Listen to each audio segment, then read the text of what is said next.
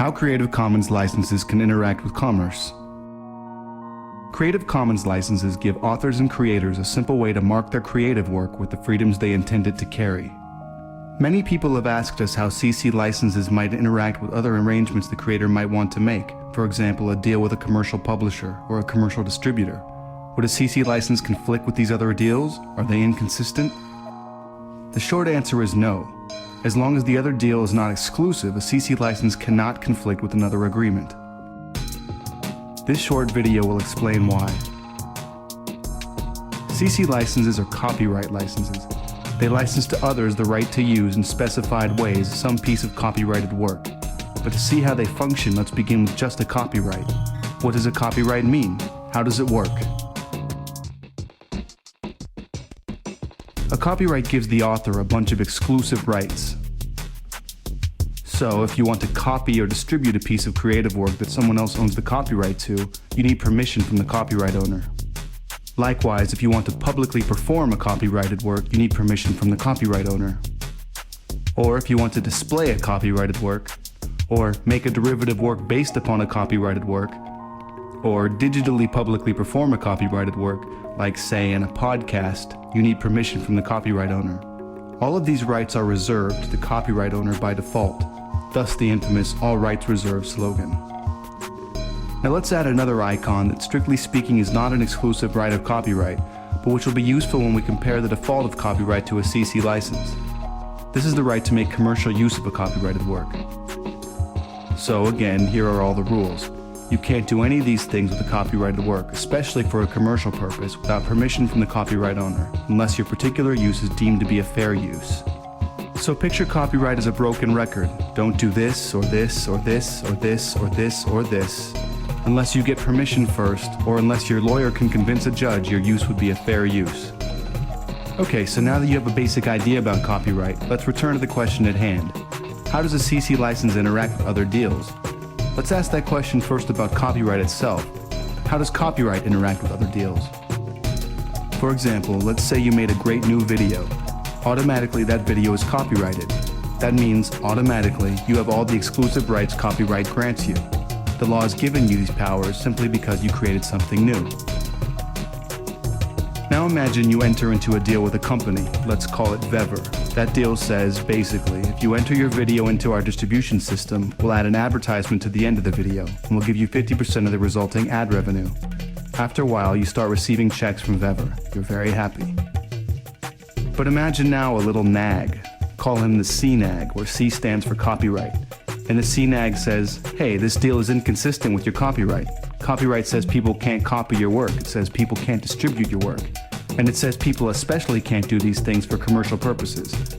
And yet that's just what this deal is doing. It's facilitating a massive amount of copying and distribution of your work, all for commercial purposes. It violates your copyright. Now obviously the CNAG is just confused. What copyright law says is this: here are the things you can't do with my copyrighted work unless you have a deal with me. Copyright law doesn't forbid you from making a deal with someone. In fact, making a deal is the whole point. With an agreement, anything is possible. So what your exciting new commercial deal with Vever means is that you're saying to the world through your copyright, don't do any of these things, copy, distribute, etc., without my permission. And you're saying to everyone affiliated with Vever, please copy, distribute, etc., as long as I get paid according to my deal with Vever. Okay, so how does Creative Commons change this? What's different about CC licensed content relative to content that's simply copyrighted? Well, the simplest way to understand a CC license is to imagine it as creating a different regime of copyright law. It isn't really, it's simply a license that effectively changes some of the defaults of copyright law. But to make it simple, just imagine that a CC license changes copyright law for your particular work. So, for example, if this is again the string of icons that represents copyright law, then here's how that string gets modified by one of our 6 core licenses, our Attribution Non-Commercial No Derivs license. This CC license gives the world the freedom to do certain things with a creative work without the need to ask the copyright owner first. A CC license doesn't change fair use. But in addition to that freedom, this license gives everyone in the world the freedom to copy, distribute, publicly perform, display, and digitally publicly perform the work, as long as these things aren't being done for commercial purposes. The one obligation the CC license imposes that copyright alone does not is the obligation to give attribution. If you use a CC licensed work, you must give credit to its author. So imagine again that you've created this great new video, and imagine that you've discovered this company, Vever, who has come up with a very cool way for you to earn money by distributing your video in their system. So you upload your video to Vever under the CC Attribution Non-Commercial No Derivatives license. Vever places an ad at the end of your video, and when it's played, you get paid. You then post the video in as many places as you can think of, and soon millions of people are watching your video, and you're making a bunch of cash. When along comes the CNAG with the very same complaint. Hey, the CNAG says, wait a minute. This CC license may say it's okay to copy and distribute, etc., but it explicitly says you can't do these things for commercial purposes. The Vever agreement is plainly a commercial agreement. It pays distributors for the use of your CC license work, so it obviously conflicts with the CC license. But again, the CNAG has just missed the point. The CC license, like copyright law, sets the defaults for anyone in the world. It says, unless you have a different agreement with me, these are the things you can and can't do. And the agreement with Vever is a different agreement. Nothing in the CC license bans you from making this agreement. Indeed, the CC license is non-exclusive. And non-exclusive means you, as the copyright owner, are free to make whatever deals you want with others. The CC license simply sets the default terms for people with whom you don't have an agreement.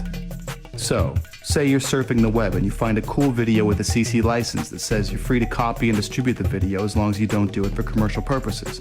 So you download the video and post it on your blog.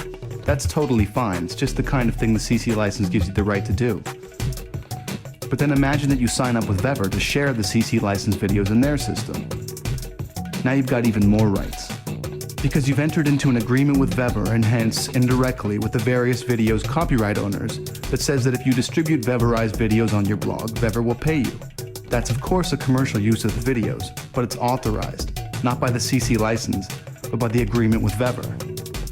And again, nothing in the CC license would block you from entering into such an agreement with Vever, at least as long as the agreement with Vever was non-exclusive. Okay, so here's what we've learned so far. Both a copyright and a CC license set the default terms for a piece of creative work. These terms govern people who don't have any other agreements with the copyright owner. And both a copyright and a CC license permit the creator to enter into different deals with people.